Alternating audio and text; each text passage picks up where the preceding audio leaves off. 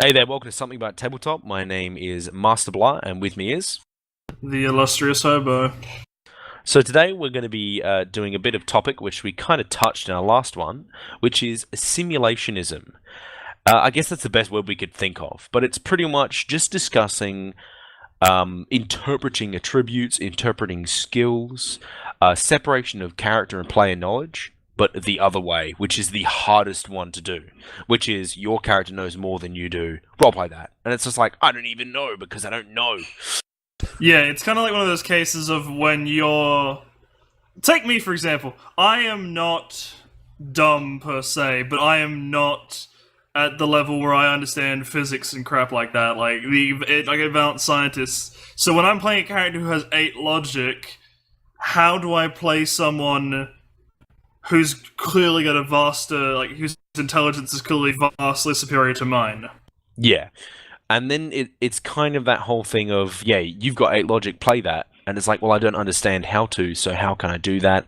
And I guess it's whole role playing in a highly simulationist view, and how sometimes you just got to get over it, or sometimes it's good and increases your role play. And I guess it all ends down to play how you want to play. But we're just going to discuss that quite a bit because we were talking about it for quite some time before. We have quite a few things. It comes up a lot in a lot of games. In a certain sense, because we're both simulationists, it comes up a lot in us for Fate because understanding how our aspects work and interlock with our other aspect, with our main aspect, and with our stunts and skills can be. For me, it's a very tricky thing. For Masablahi, it's not so much, but it can be a thing because you have to understand what each of those loosely defined aspects actually mean. I mean, to be honest, Fate's one of the easier ones to interpret and stuff like that. The hardest ones, I mean, I guess we'll just start with interpreting attributes because that's the way that we're going here. And how to roleplay that effectively and how to not be too finicky because, what exactly does 2 logic mean in Shadowrun? What exactly does 8 intelligence mean? I mean, people have used the thing of like, oh, times it by 100 and that's your IQ. So with D&D, 8 is 80. No, not 100, sorry, 10. Duh. 8 is 80, 10 is 100, that kind of thing. I mean, that's loosely all right, but it's also just how to play it. And sometimes we see people complaining about it, like, oh, you're not role playing 2 logic well enough. You're an idiot. That kind of silly stuff. And, don't fall Or into that pit trap. you're acting too smart for like 2 and for like like 2 logic. It's like, well, where do you really put a cap on that? And charisma is a big one as well. That wasn't a very charismatic way to act. Like, a person with high charisma isn't going to be obnoxious, but I am an obnoxious person, so it's going to be hard for me to do that, per se, or whatever. Not that I'm actually that obnoxious. I was speaking as a person who is obnoxious, so I guess I am a little bit. But, you know what I mean? It's a really hard one. So we're probably going to be talking a lot more on Shadowrun because this is where it comes up the most. Because Shadowrun, for all intents and purposes, I'd say is a simulationist game. It's all about literally following the world and being this hard-ass criminal. But as you said before, I'll let you take this one. Um, it's hard to know where to really start with Shadowrun because there's a lot of things where I feel people misunderstand, especially at the two level, what it actually means to have a 2. Because I've seen a lot of people act like just completely like socially inept people, like way more than 2. We're talking about the sort of level where they can't even communicate almost at all and almost have their team killing them, and it's just still like you don't have like social 1 or social stress or any of these sort of uncouth negatives. You're just slightly below average. That to me means a lot of things. There are several ways I like to play it. I like to play shy. I like to play like abrasive, so maybe the character's just very like brash, sort of, or arrogant, like, because that's not like what one would consider to be a positive social aspect, but it doesn't completely isolate you from the social spectrum. Yeah. 2 charisma is definitely a tricky one. And I mean, this is sort of the equivalent of like a 7 or 8 in D&D per se, just for the D&D players out there and the Pathfinder players. Pretty much what 2 or 8, 7 charisma means, at least in my opinion, is you are below average. Like, not just slightly below average, you're below average. You are the kind of person that, like I said before, you're shy, you're brash, you're obnoxious. You're not a social retard. But you get a lot of the time people playing a complete social retard. Unless, of course, you're playing Shadowrun and you have negative qualities that say you are, which is fine then. That charisma could come from self-confidence, because remember, that's what charisma is. Technically, you could be rather a person who's bad at talking and have 8 charisma if you wanted. You're just got a really high sense of self. And that's also where charisma can be kind of floaty, because our rules aren't ultimate.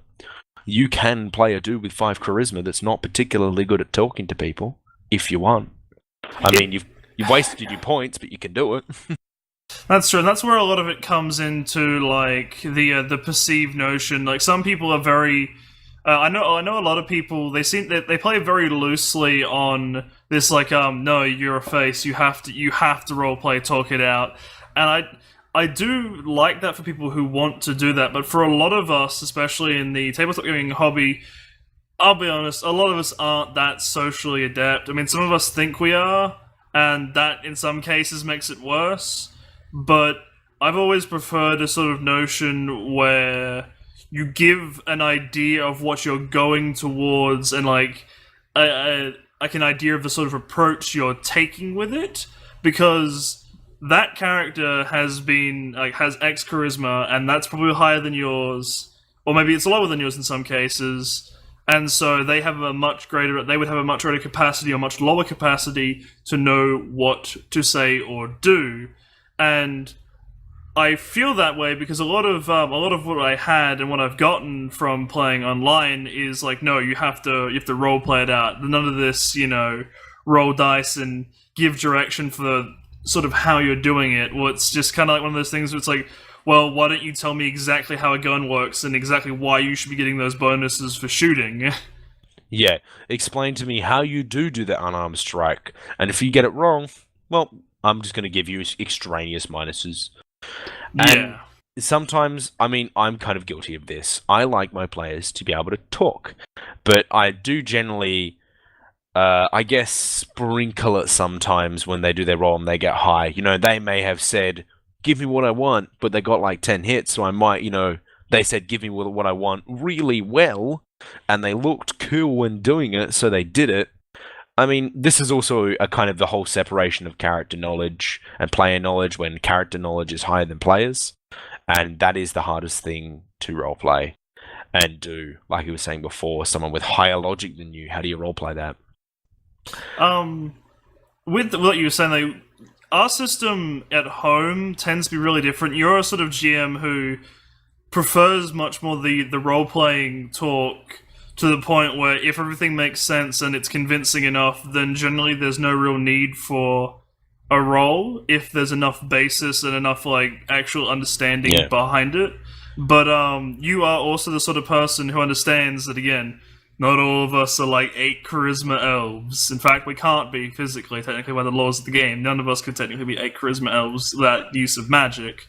But you still know that some of us aren't so good at faces. So when we are faces, you do the sort of system where it's like, what sort of thing are you saying to him? That's the sort of questions you begin to ask. You don't say what do you exactly say to him. You go, what message are you trying to convey and stuff like that. Yeah, and that's when someone's struggling. But I do give massive brownie points if people can just talk it out. Because if you can actually convince me when I'm in that character's head, however loosely I may be, I'll probably just give it to you. But if you don't convince me, I don't move.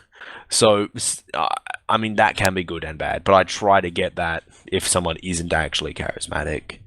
I give them a pass. And even someone who is charismatic, if they're just stumbling, I give them a pass, because let you roll your dice, because I generally give it for free. And sometimes people can get annoyed when they roll up their charisma character, and half the time I'm just letting them go for free. But usually what I do, this is what I actually do when I'm GMing. I go, so your character has friggin' 20 dice. Literally everything you're saying, I am going to be as this character taking it in a very like a good way.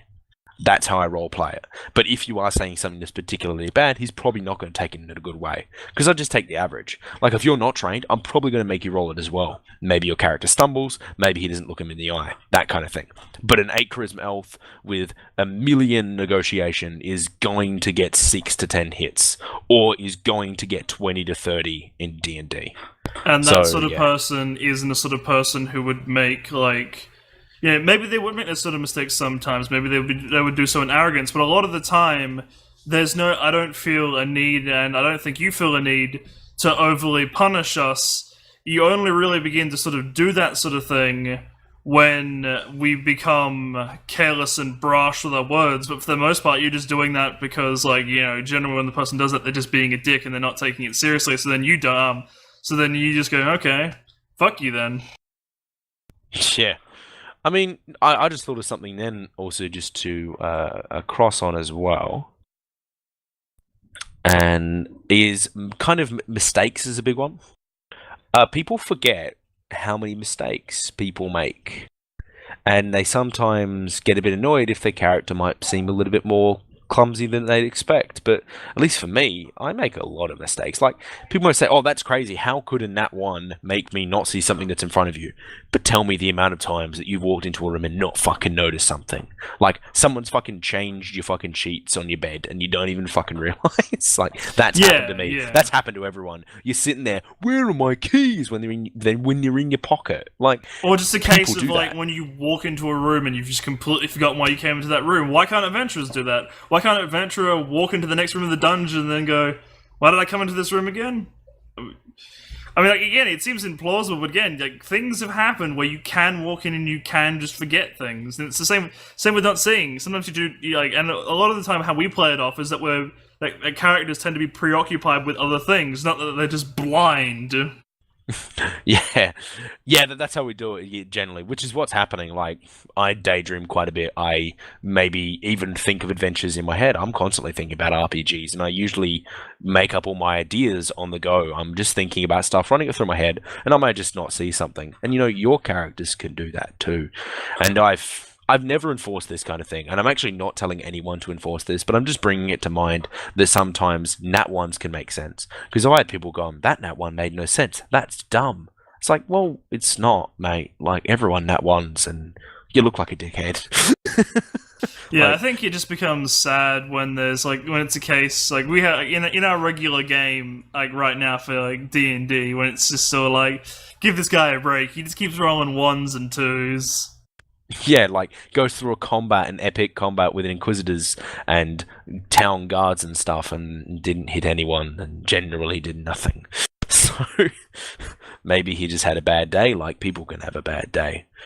And, it's like, people forget that not everyone is that well trained, and people get the idea that their characters are that well trained.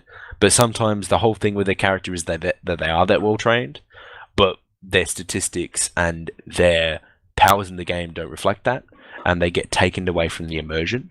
And this can be the problem with a very highly simulationist view of a game, because not all systems are going to give you that. Actually, most systems are just not going to give you that. Like D&D, there's so many rules that are missing. Like, if you wanted, you can run around someone continuously and not provoke, when in real life you're probably going to, because now you're only provoked when you leave. And it's not.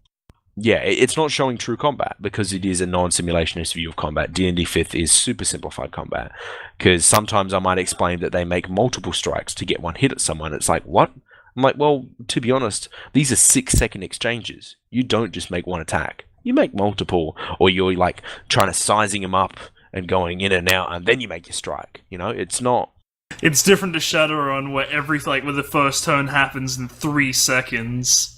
And it's just still like 3 seconds now, everyone's dead.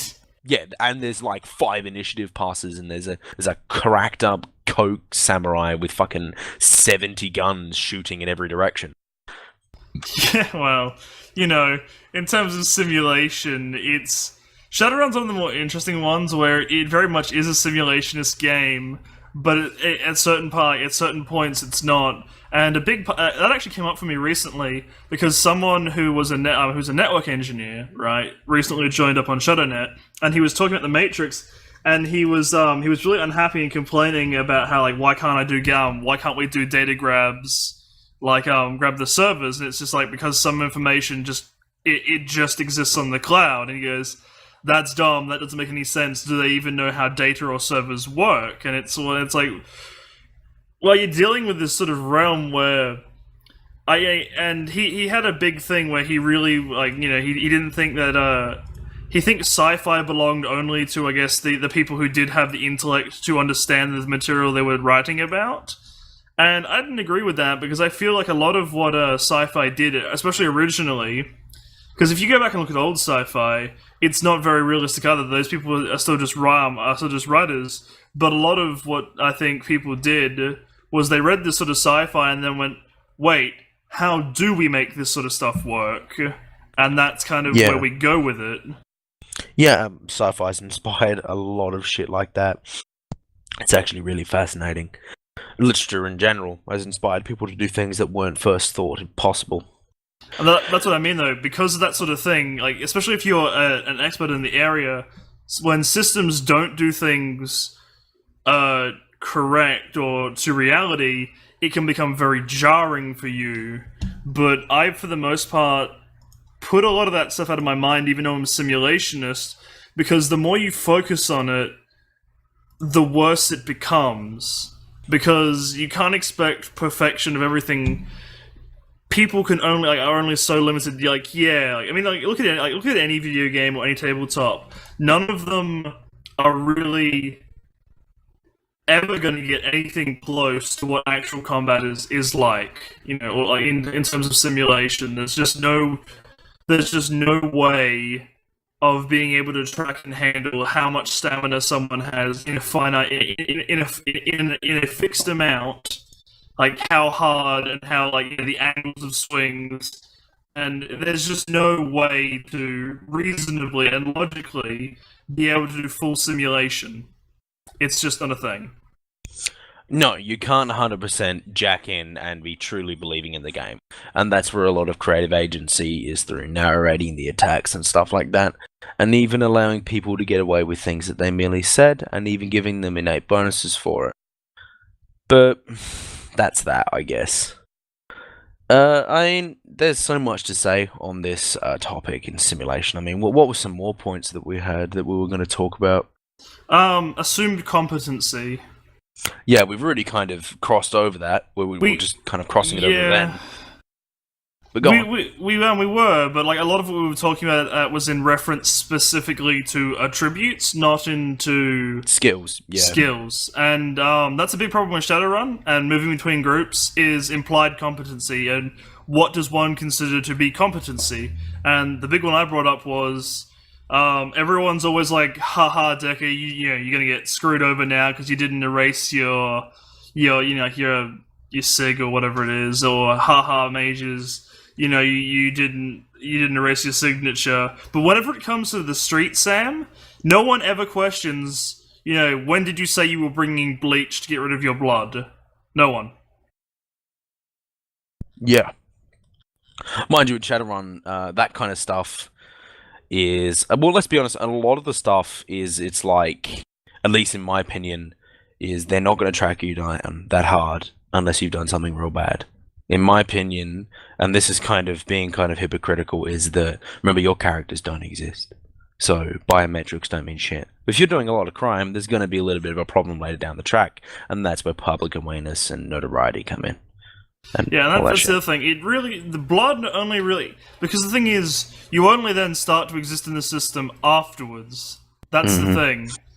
After the act has happened, they don't actually have anything on you, or anything they can match...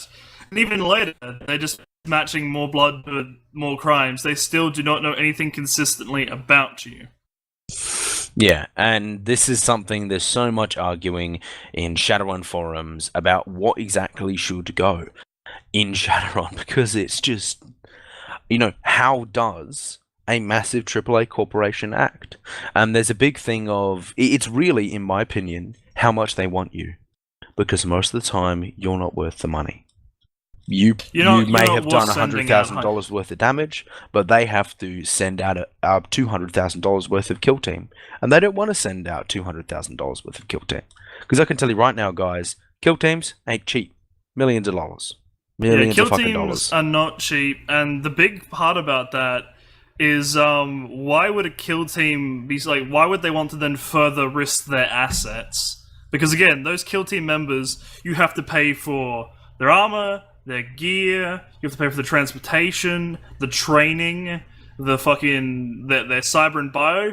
Even if you get the guy, what if he kills one or two members of the kill team? You've just lost several $100,000 more, like, of investment. You know, And it's all it's trying to gauge when would a corporation send it. And to be honest, it's up to you as the DM. It's up to you as the player to think of whatever may happen in your backstory or whatever you may control. It is up to you. And I guess you can try to kind of talk about it, but I mean, it's kind of getting to the levels of what is morality. It is philosophy in some ways, arguing abstract things like how does a AAA corporation run in 2072 when magic exists? We don't know. We don't know how much they would put into magic security.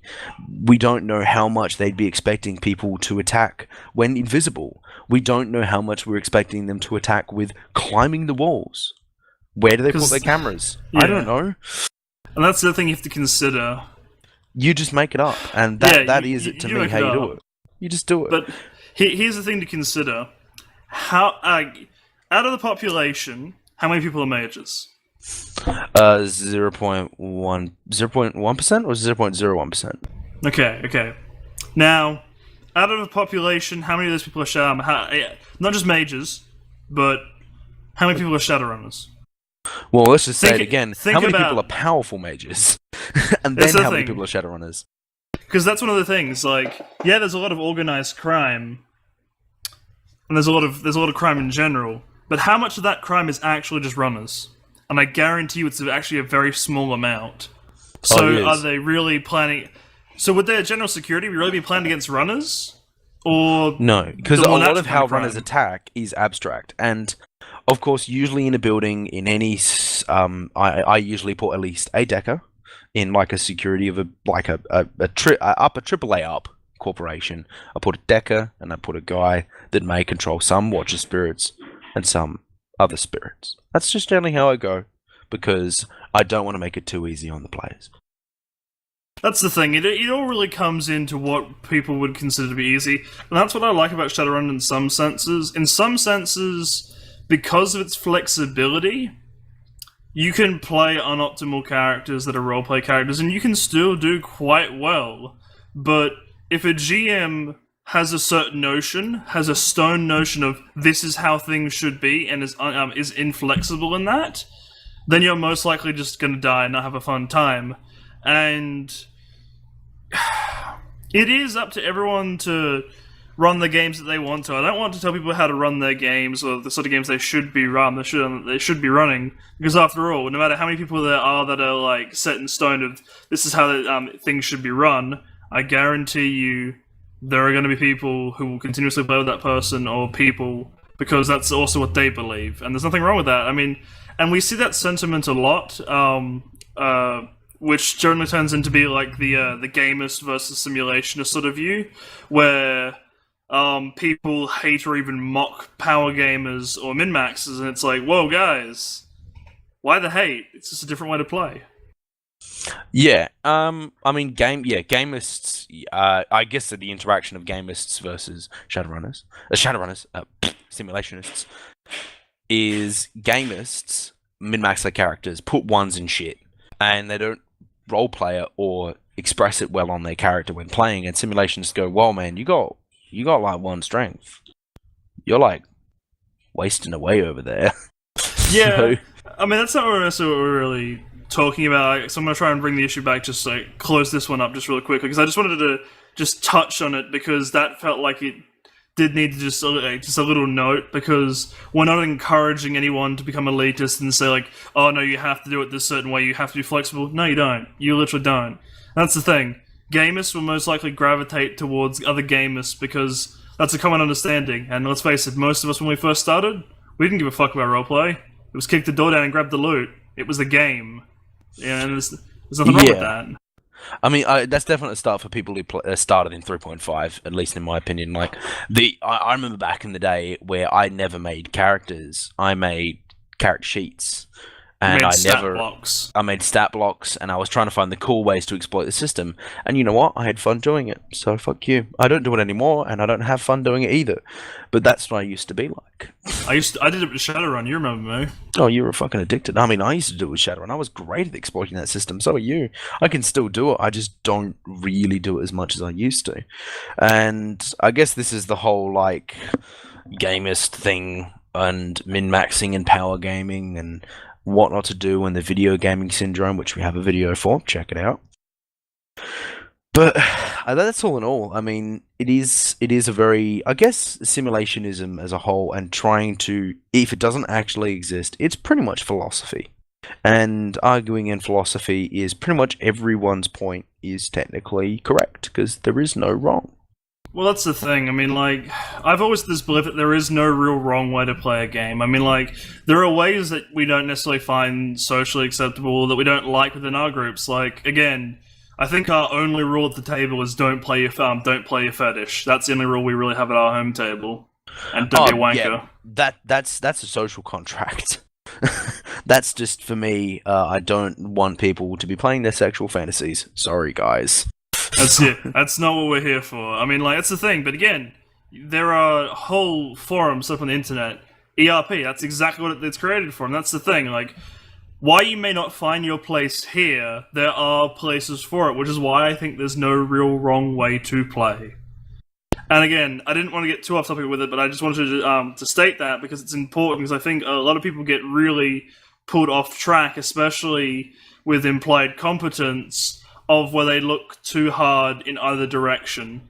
Where they look too hard either from a simulation narrative point, or they look at it too hard in a gaming point where it's just all like, I got a one, who gives a fuck? Yeah. I mean, is there anything else we can really cover about interpreting things in a simulationist view right now in this little ramble?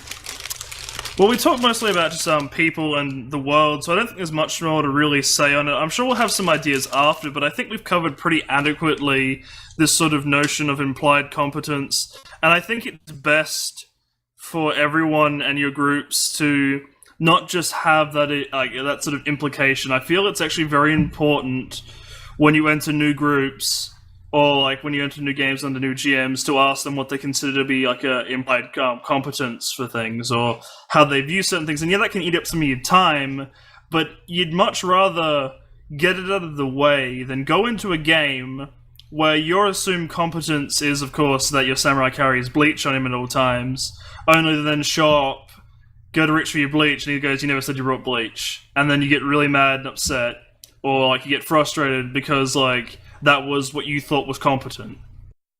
Yeah, I mean, that's something entirely like, usually what I do if a player goes, hey, my character is a ninja and I forgot to put ninja stars on my character sheet, do you mind if I have them right now? I'll usually say yeah. Because, like, yeah, sure. Like, mind you, that's a pretty bad example. But if someone is... I mean, to be honest, I'm probably not going to allow someone just to pull bleach out of their anus. Only out of their big fucking car I'll let them pull bleach from. But yeah, but you have to transport that bleach up. And in some jobs, that's just not an option in Shadowrun. You have to leave blood around. But I guess I'm waiting for white phosphorus grenades. Yeah.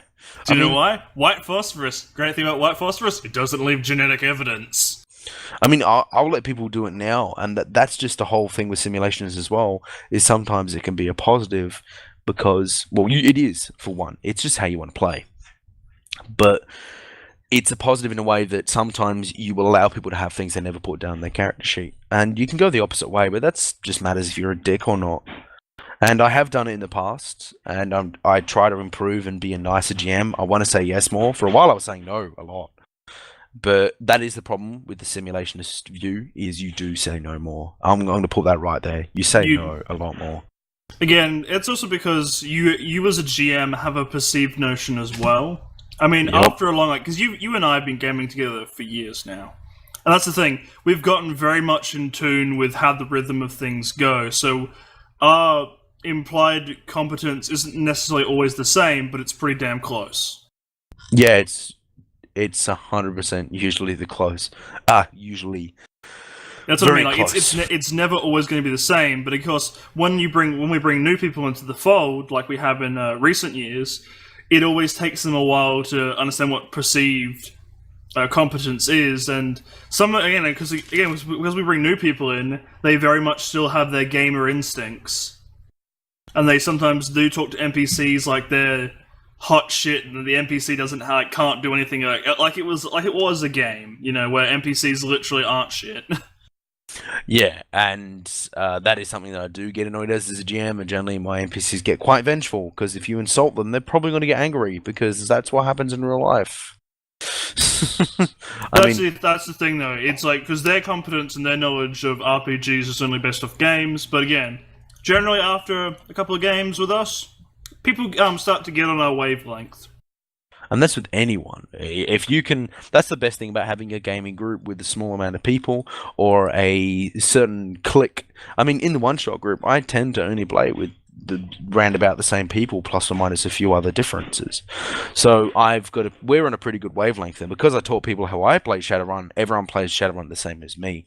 So I mean, we've got it pretty good over there. Mind you, we don't have heaps of games, but how it goes is how it goes. I mean, like I was really excited to play Runner Hub when I first started playing because I was really excited to see how other people played Shadowrun compared to us.